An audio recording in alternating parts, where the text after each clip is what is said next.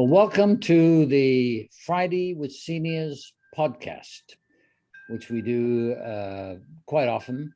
And we have different guests every time we do this. And they're actually more than guests because they're experts at what they do. And they primarily help the seniors navigate the difficult tasks of not only being retired, but protecting their income and what they've spent years and years trying to build, and to make sure that they've got as much as possible left over so that they are not on Skid Row or what have you. And I really appreciate all the months that we've been doing this. And it's been as informative for me as I'm sure it has for the seniors. So we'll start with Joanna, who is the credit union branch manager for Coast Capital Savings. And Joanna, can you help me understand, tell me a little about what you do and how you help seniors with their finances. Thank you, Peter. First off, thank you so much for inviting me on this call. So Coast Capital Savings as a credit union provides advice to help our members through their financial needs. Similar to banks, we provide products and services to support in achieving financial goals. I personally have spent over 10 years working in branches across the Lower Mainland and have really seen banking evolve over these times. Especially through the last few years of the pandemic, there has been accelerated changes in how people conduct their banking. This includes for seniors as well. One of the few concerns that are impacting our seniors is income and estate planning as they transition through the different life stages in their later stages of their life. Okay. So Colleen, you specialize from a banking perspective. Can you help us? Investment perspective, actually. Investment perspective. That's correct. Yes, no worries. I'm a program manager with Coast Capital Savings. I'm also a certified financial planner and trust and estate practitioner. I've been doing the planning job for well over 25 years, and I work with a significant number of seniors and right now in my role, I train financial planners on how they can work with seniors in terms of estate planning, family law, recommendations on family law. I'm not a lawyer, so I can't give you actual legal advice, and how to set up their estate. Okay. And Carl, you provide the tax on a volunteer perspective. How does that work?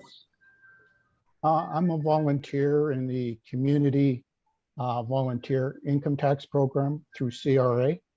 Been doing it for the past 10 years.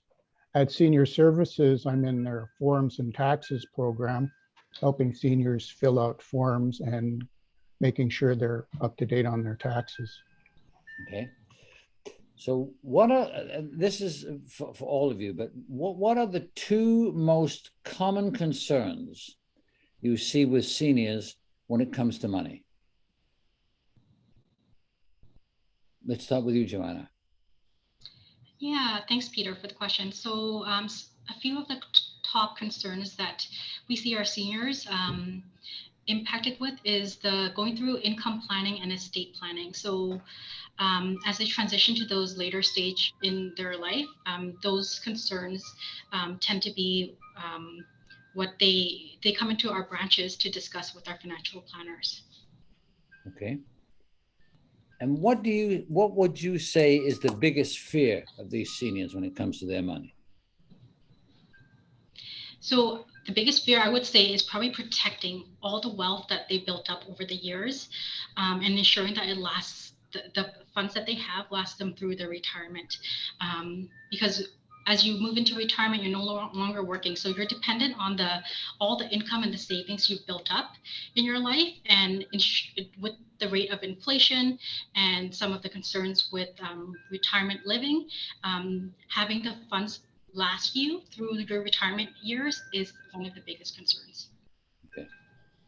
And retirement for these folks would start about when? It depends. So it depends on, so some people choose to work up to 65. Some people choose to work longer than that. It really depends on where you are in your life stage and whether you feel like you have your finances on the right track in order to support you with your retirement. So it really depends per individual on what that looks like. So is it really based on the amount of income you have today, whether or not you decide to retire or not to retire? I think it's important when it comes to retirement to really start that conversation early on. So as you're through your working years, you should be working with a financial planner or an advisor within your financial institutions to build out a plan so that you have a timeline of when you expect to retire, what it will take to get you to some of your goals so that you're ready by that age, depending on what that looks like for you. Okay. Now, Carl, you have a bit of a specialty. I know you don't like to say this, but you are a bit of a specialty. But tell us a little about low income for seniors not filing the income tax. That's a no-no, right? Well, that's a no-no. Yeah, it's a no-no because Service Canada would look at your income tax to determine your income and to calculate if you are qualify for any guaranteed income supplement. So if you're low on your CPP and OAS pensions, they would top you up. Also in BC, there is an additional seniors low income benefit you might be entitled to, which is automatically calculated when you do your taxes. Then there's also doing your taxes, you get the tax credit, well in BC, GST, also gotta look at BC low income climate tax credit after you do your taxes. Those are quarterly payments. And then if you are low income, all the government agencies look at your tax records, your notice of assessment to determine your income to see if you qualify for what's called SAFER. Got to look at this. Shelter aid for elderly renters. And also, if you're a GIS recipient, you can qualify at a great discount for BC Seniors Bus Pass. So there are benefits to keeping up to date on your taxes. As you slip into retirement, do you get a bit lazy in keeping track of your records and your pay slips and other financial records? And how do you help them with that? Well, CRA has all your income records. So if you misplace them, you can contact CRA and get copies that we can use to file your taxes. Okay. And it says in my notes here that you have to apply for GIS and OAS because it doesn't start automatically. Is that correct? No, my indications, when you first apply for OAS, you ask them to look at your income for GIS. Okay. And help me understand, what is the minimum amount of money or maximum amount of money you can make before you pay tax? Has that changed over the years? Well, it goes up with inflation. I mean, all the pensions go up with inflation. Your personal deduction goes up with inflation. And when you're a senior, 65 and older, you get an additional tax deduction for seniors. I don't know specifically when you have to start paying taxes. I let the program decide that. Colleen, adding children to one's estate to avoid probate does that make financial sense? Or does it cause a certain amount of strife for some families? Of course, it will depend on everyone's individual situation, but we often find seniors quite concerned about the idea of probate. So probate is a tax leveled by the province of British Columbia. It's 1.4% on the value of your estate. And we often find seniors will add children to their homes or to their investment accounts in order to avoid that 1.4% probate tax without doing a bit of a cost benefit analysis. There are issues with adding on an adult child, particularly if you have more than one child to an account. So if you add on a single adult child to an account and once the parent passes, there can be family issues. There can be strife in the family, as you mentioned, where Perhaps one child thinks that that was actually a gift to them rather than holding it in trust for the estate. If that child is divorced, that asset may be considered to be part of their marital assets and be subject to divorce as well, or if they're being sued by somebody, perhaps they're self-employed and they've been added to their parents' home, well, that asset may become part of the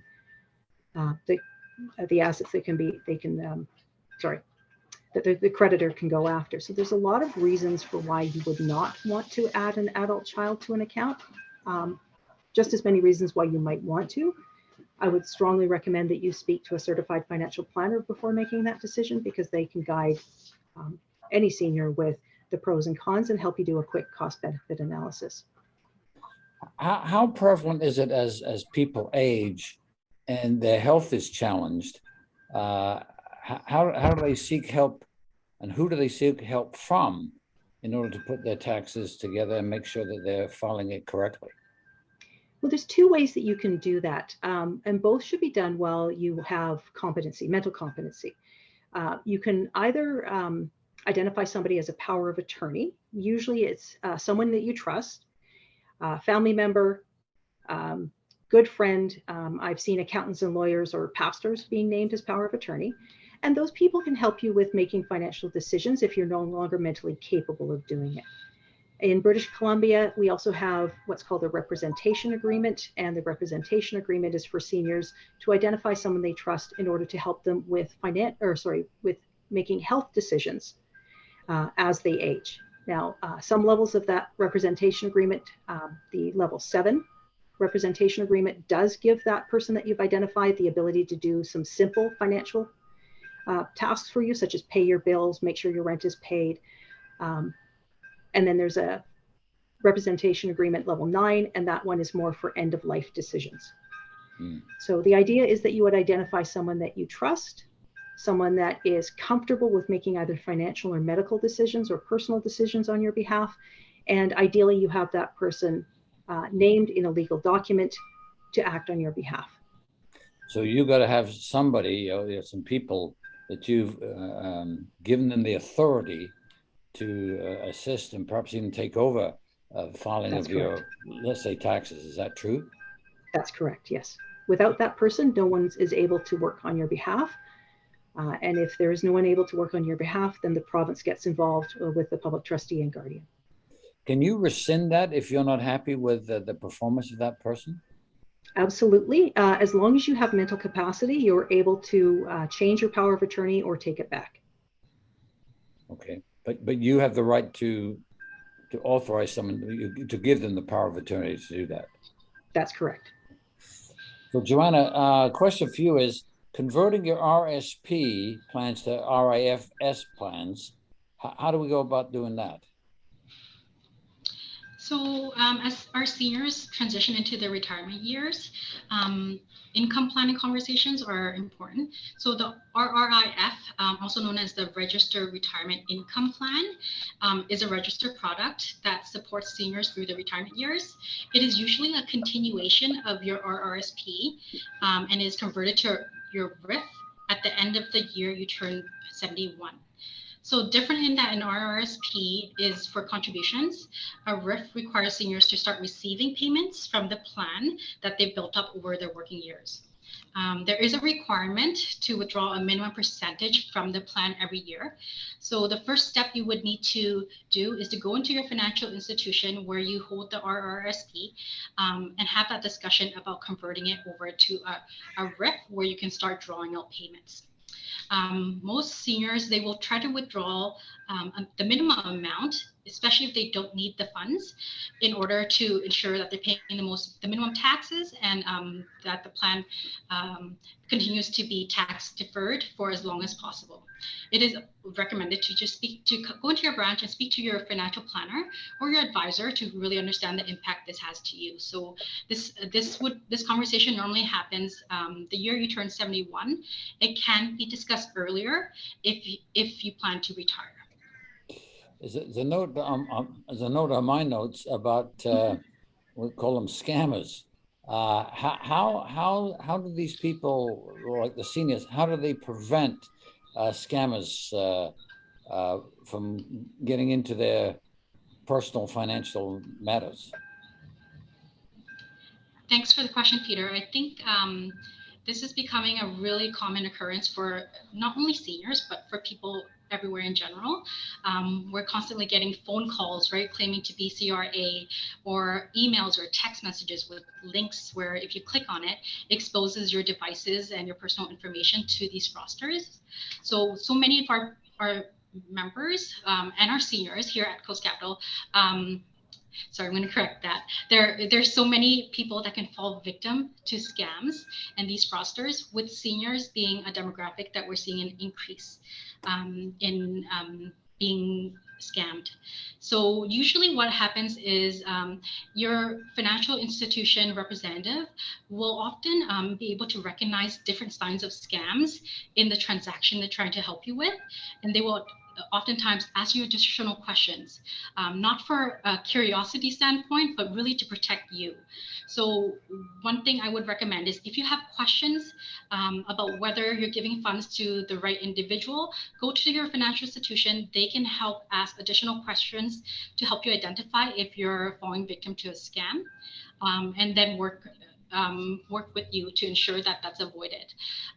But scams are so common now. There's a few common scams that are happening are scams that involve gift cards. So the scammers will ask you to go purchase gift cards and use that as a form of payment to them. Usually it's for a service that they're promising, such as like cleaning up your computer or Microsoft assistance, things like that. There are so many different variety of scams, but we're definitely seeing it impacting our senior demographic more and more often now. What I would actually recommend is the Government of Canada actually has great resources online, just detailing some of the various scams and what to do to prevent yourself from being a victim to it. So how do these seniors verify the CRA staff?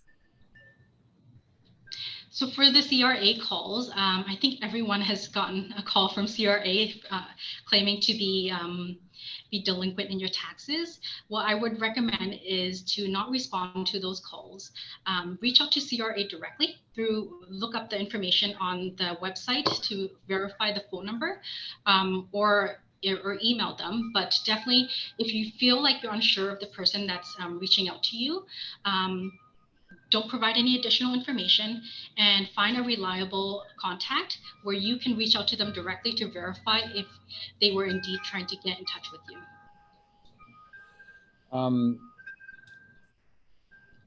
This could be an open question to anyone who's specialized in this, but how can our listeners, what can listeners do to reduce their financial risks?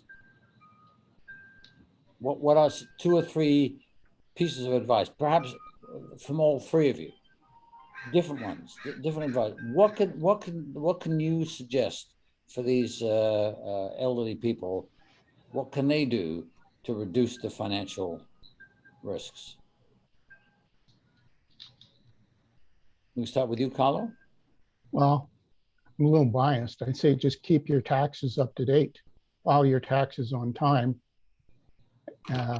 before the end of April, and everything else seems to fall in line. GST payments and like I said, the other low income benefits.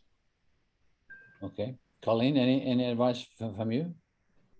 Certainly.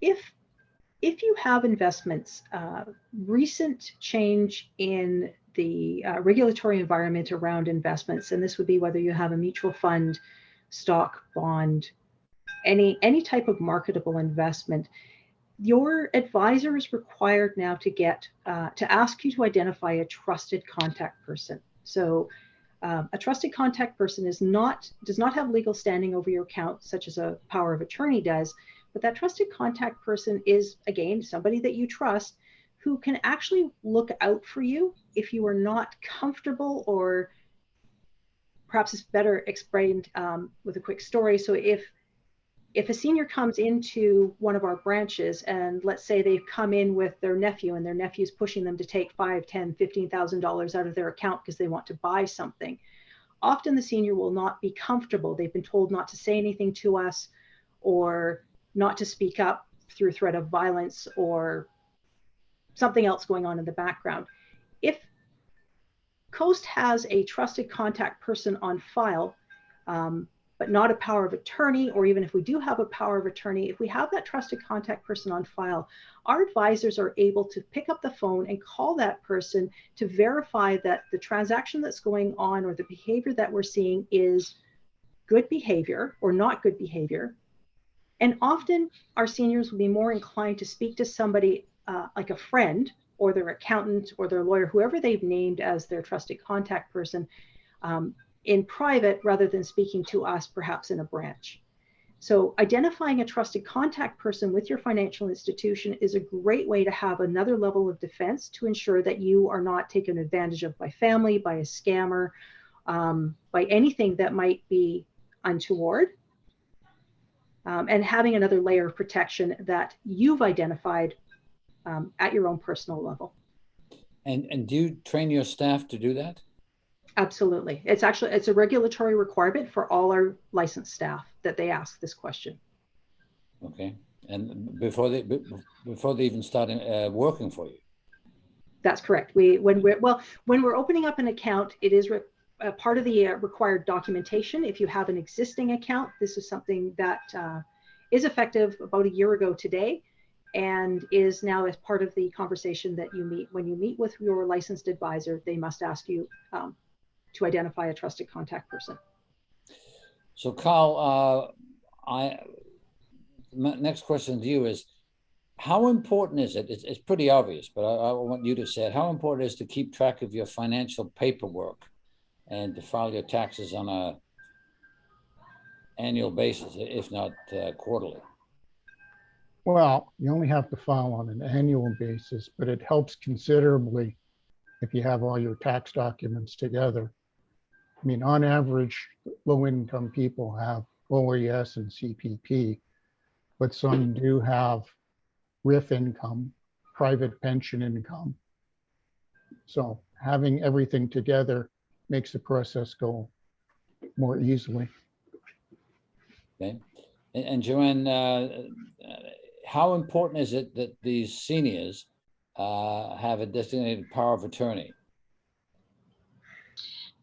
I think it's important because we always want to try to plan for the unexpected. So a legal power of attorney document helps us identify who you trust to look after your financial affairs if for some reason your capacity is reduced. So this means that a credit union and a bank is able to work with this individual to help you transact on your account and make those decisions for you. So without this document, we wouldn't be able to assist you without you being present. So legal power of attorney is definitely an important conversation to have with your trusted loved ones and a specialist.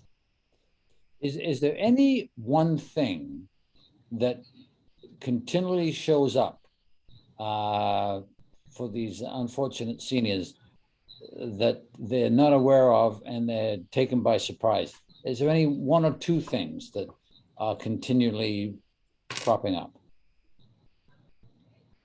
Anybody? I would say that the thing that I personally that amazes me is that most seniors don't realize that no matter their level of wealth, that they need to do some level of estate planning. They need to do incapacity planning while they're coherent. So that would be that power of attorney and representation agreement. And then they need to determine what they want to happen with their estate. They may only have a few assets, but if you don't have a will written, if you don't indicate what you want to do with your estate, then the government does it for you. And I don't think that's what you want to have happen. Now, this is a fair-sized audience that watches this video. What can they do to support your work? Anybody? Well, since I work for or volunteer with senior services, making donations to, your local senior center to help finance ongoing assistance or other community services. And I presume that's tax deductible. Yeah, you should get a tax receipt and apply it to your taxes. Yeah. Are you active in that area, or is it? They just know that they can do that. They can help you that way. I'm not active in seeking donations. No, but the audience in question knows that they can do that at any time. Yeah, they can. As far as senior services go, you can walk in and make a donation. So the audience that are listening to this program that are not in this senior age, what can they do to help and support your work? Well, they can look into volunteering either at senior centers or in, like I said, it's the Community Volunteer Income Tax Program.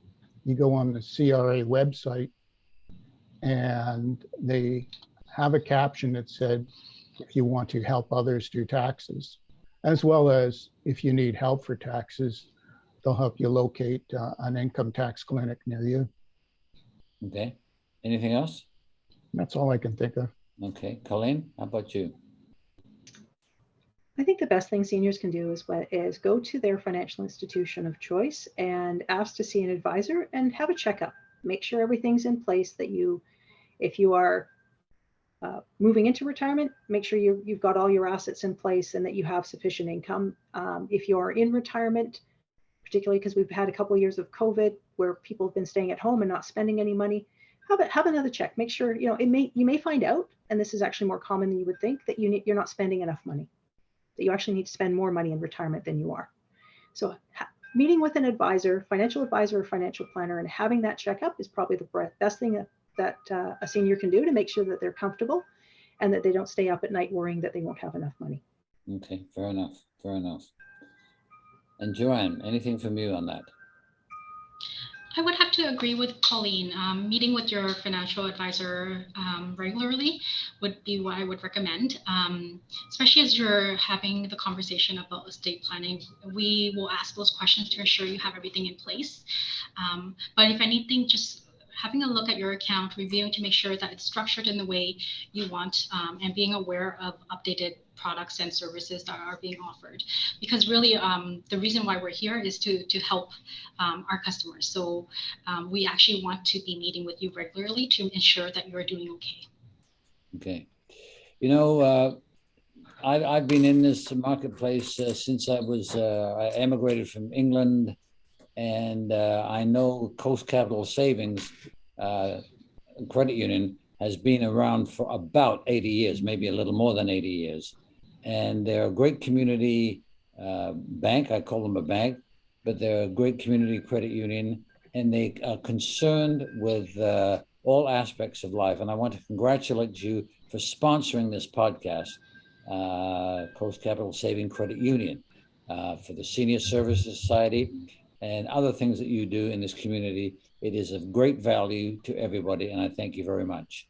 And while I'm saying that, thank you, Joanna, and thank you, Colleen, and thank you, Carlo, for your expertise, beyond mine, but thank you for your expertise, and thank you for being available this morning. It's much appreciated. Thank you for having us. Thank you. Thank you, Peter.